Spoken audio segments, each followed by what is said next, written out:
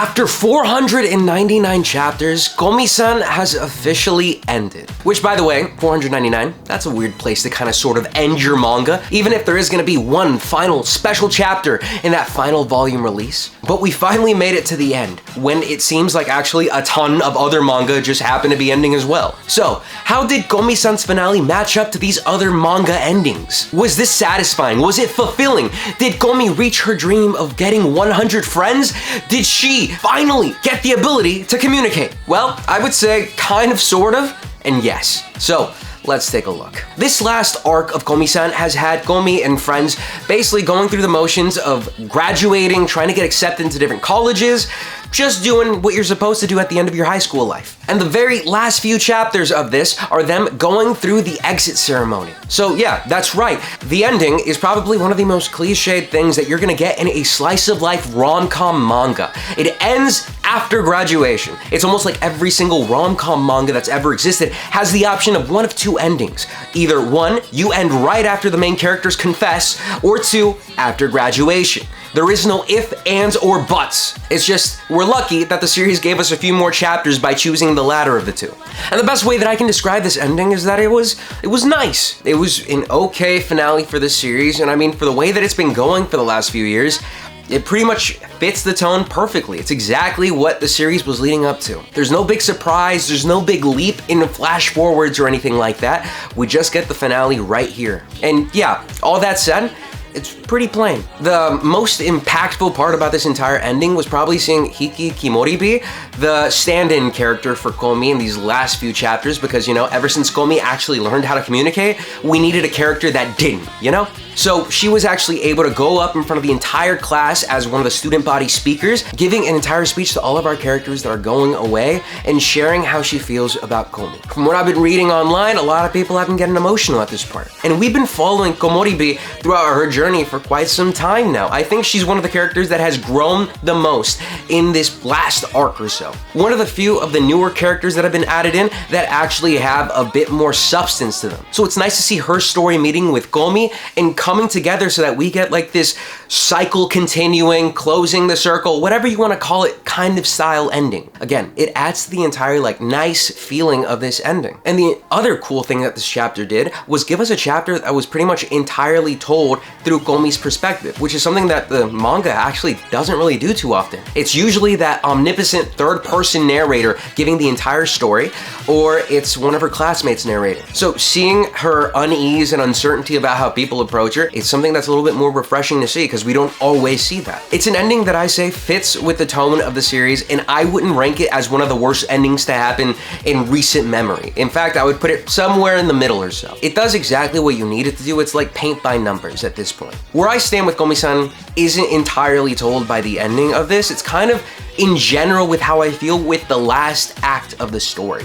Because I've been following Komi-san for quite some time now. I started reading this back in 2017 when I was a junior in high school. And it's one of the things that made me fall in love with the subgenre that was the rom-com. Without it, I wouldn't have found Kaguya-sama or any number of other series. I love the series so much that I would end up rereading this manga over and over and over again because I loved all of these characters. Tadano was so cool as an MC. He was unlike other people that you would find in other kinds of manga. And I would love all of our side characters that we'd be getting. The story peaked when they reached year 2. That ensemble of characters that they had there was absolutely legendary because, listen, we got the introduction of Mambagi, causing us to go in one of the best love triangle arcs that I've seen played out in a modern manga. Because yeah, that newer love triangle that we got with Kawaii-san over here, come on, that's a little bit ham-fisted, a little bit more forced. You needed to be graceful. You needed to be amazing like this one over here. Mambagi was so well done that you even wanted her to win. That rarely happens unless you're watching something like My Youth Romantic Comedy Is Wrong Like I Expected,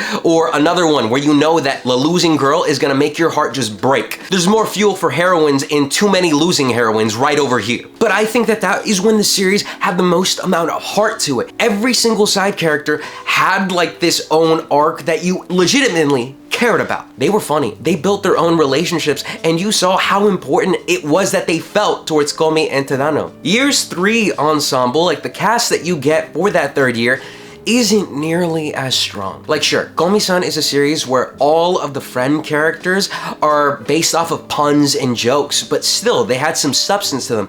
But here it just felt like there was really not much for them to do. It was like a one-off gag like the earlier chapters of Komi-san, and then they just kind of disappeared in the background or something. It felt like this year of characters, like this cast as a whole, that was like probably the most underwhelming part of it all. I mean, the highlights were obviously when the older characters started to show back up again. The series was kind of like running out of steam at some point. But I'm not saying that it was entirely bad. No, not at all.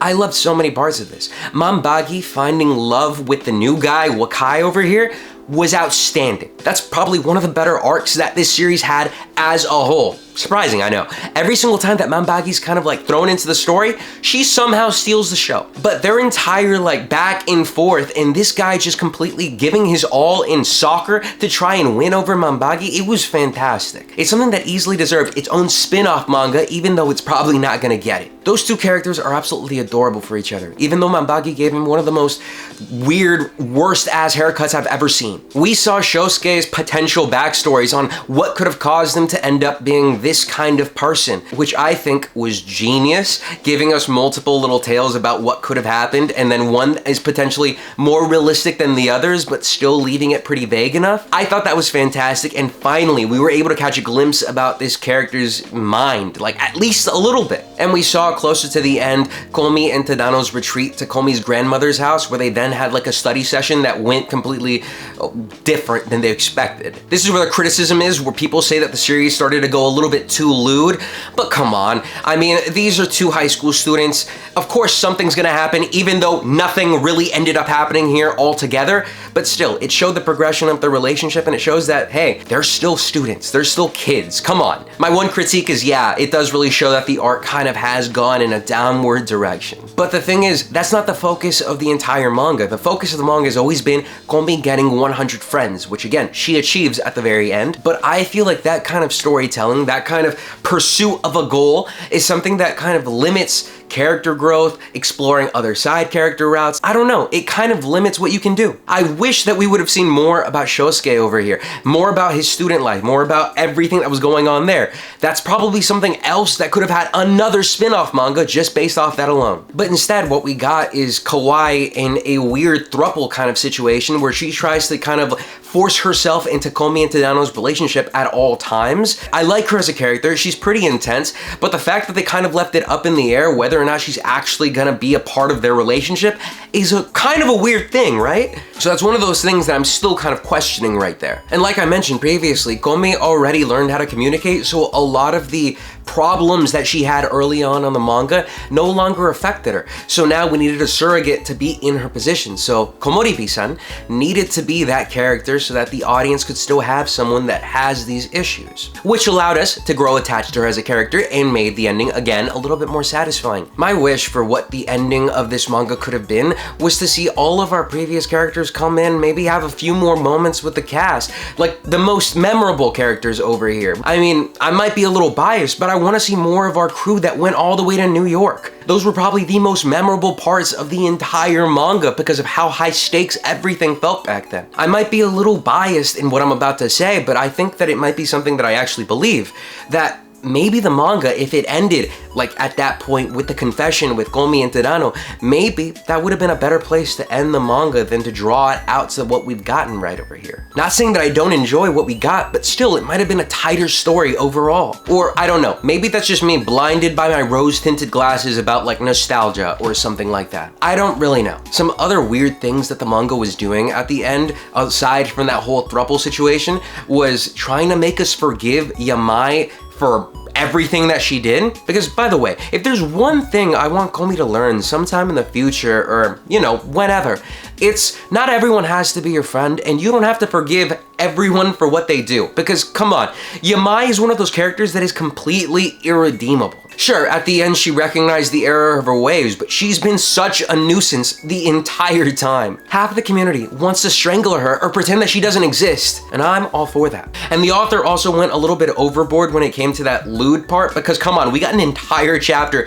dedicated to measuring sizes. Come on, don't give this to us in the final few chapters. That's a little strange, I would say. But on the other side of the coin, we also got good conclusions to other good parts of the manga, like the Delusion group over here, who were so dumb that they actually had to fantasize a heartfelt goodbye because they couldn't do one in person. Absolutely adore all those distinguished gentlemen right there. There's one special final chapter left, and the way that 499 ended, it makes us feel like we're gonna be looking for Otori's mom. Which, if that ends up being the final chapter, why the hell would you save that for the end? That seems like something that is complete filler and just completely unnecessary. What I hope we're gonna see instead is a flash forward, maybe with Komi and Tadano as adults, married, maybe with a kid or two. Come on, don't disappoint me and Komi's mom and Komi's grandmom. You gotta show us the grandkids and how all of our other characters are progressing too. Or at least that's my hope for what we get with the ending to make up for that really plain finale with 499. What does this mean for the future of the anime? That I cannot say. I mean, at first I was thinking that maybe season 3 coming back was gonna be due to how well the ending did, but now I just don't really know if they need a season 3. I'd love it because that would then cover some of my favorite parts of the manga, but would it actually just cover that part of the manga? Or would it be one of those expedited seasons where it just covers the rest of the manga and then done? Because if so, that would be extremely disappointing and I just wouldn't want to see that for anything. So my expectations on the anime are just completely up in the air at this point. But with this right now, I think that pretty much covers what my thoughts are on the ending of Komi-san over here. Since I've been following this manga for so many years, no matter what my final thoughts of it are, it's gonna leave like a crater in my head and in my heart because I'm not gonna be able to just wake up and see another chapter of Komi-san just there every week. So it's a series that I'm definitely gonna remember quite fondly. So here's where I turn it back around to y'all. What did you guys think about this finale? Did you think that this was absolutely perfect? You thought that this was exactly what the finale should have been? Or are you maybe slightly a little bit disappointed and wish to see a little bit more? Please, let me know down in the comments below. As always, I was Randy, and I'll be seeing y'all next time. Peace.